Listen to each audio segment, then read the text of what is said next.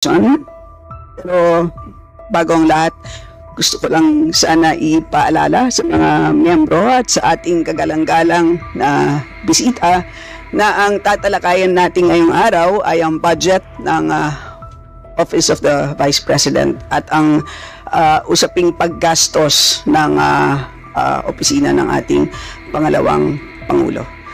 So, also, considering that the reports, if you wish to propound questions on confidential funds and expenses, we request the members to be circumspect in disclosing information and details of operations that may affect national security, public order, and public safety. Right? And of course, the usual reminder that each of you would have only 5 minutes and that the responses of our resource persons would not be included in those. So, our first to interpolate would be from the minority. We have our Deputy Minority Leader, Franz Castro. Thank you, Madam Chair. Thank you, Madam Chair. Am I recognized? Yes. Yes. Yes. Yes, Madam Vice Yes. President. I would like to forgo the opportunity to defend the budget in a question and answer format. I will leave it up to the House to decide on the budget submitted. Madam Vice President, we have 17 members listed for interpellation, and as you know, you've been here many times for our budget briefing, that this is an important part of the budget briefing. The GAA, the General Appropriations Act, is arguably the most important piece of legislation every year. At kasama po ito, ang pagtatanong at pakikinig po sa sagot po ninyo ay napaka-importante pong input sa aming pong trabaho. So, yun po, kami po ay, we will proceed to ask questions. Madam Chair, my answer for every question will be I will forgo the opportunity to defend the budget of the Office of the Vice President through a question and answer. And I will leave it to the House to decide on the budget submitted. So, magsasayang tayo ng oras dito, paulit-ulit yung sagot.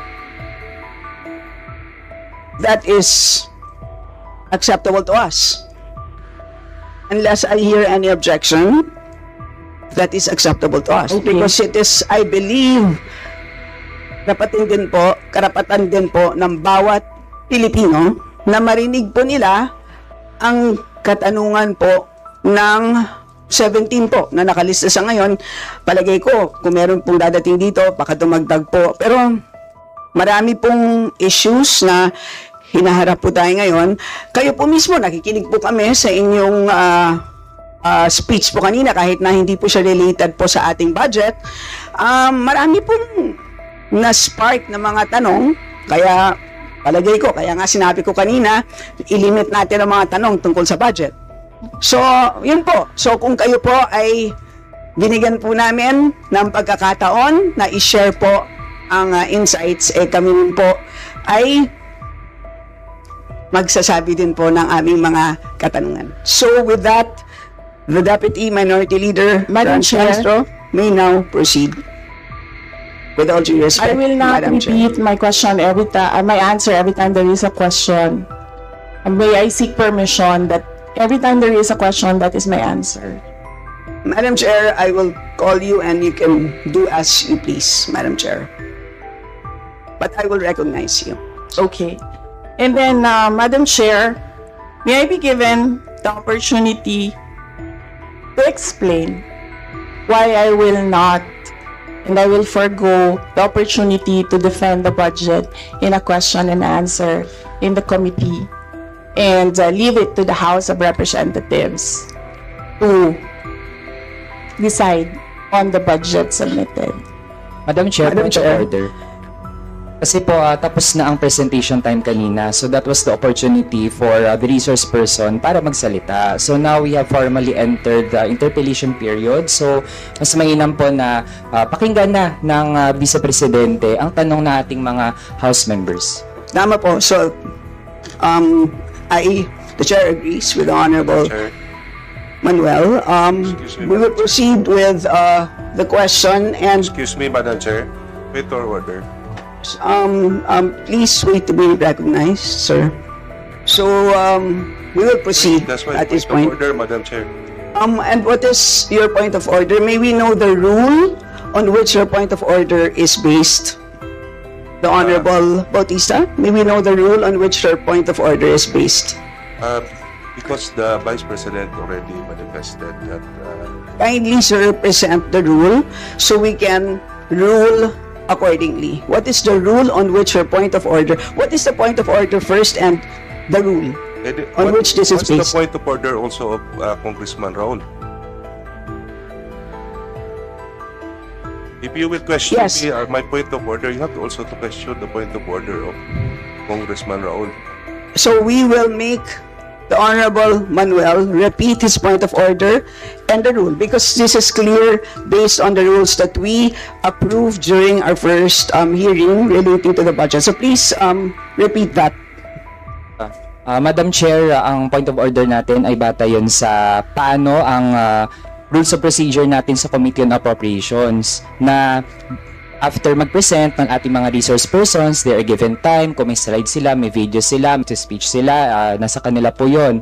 And after that, ay magpo-proceed sa questions ng ating mga mambabatas. So yun po yung established rules natin sa Committee on Appropriations na supposedly ay alam din ng lahat ng mga members natin. So kung iniiba natin yung format, yan ay pagbabali dun sa established rules ng committee, Madam Chair. Yes, and Madam Chair, so excuse me, Madam Vice Yes, President, there's a point of order that was raised, so we have to first rule on that. So there's a procedure that we have to follow. yes. Madam, May I just say that this is not part of the presentation? This is an explanation of my answer. no, but there is a Diba? point of order which we will have to first decide upon. Pasensya na po. So, what? So there's... So, are you objecting to the ruling of the chair, the Honorable Bautista? So we have taken note of the point of order, which we have accepted, and at this point, the chair rules that we shall proceed. So the Honorable Franz Castro may now proceed with her interpellation. You have the floor, ma'am. So, Madam Chair, siguro first observation, no, yung on the budget for the 2024, yung Vice President na nagsabi, Madam Chair, na slow and low utilization. So, nakita naman natin doon sa presentation. So, yung utilization ay napakababa. Pero, syempre, comment ko lang, no, mas mabilis siya sa confidential funds. 100% in 11 days. Madam Chair, So, Madam Chair, so according to the utilization of the confidential and intelligence funds submitted by the COA to us, no, so we have here surveillance and monitoring.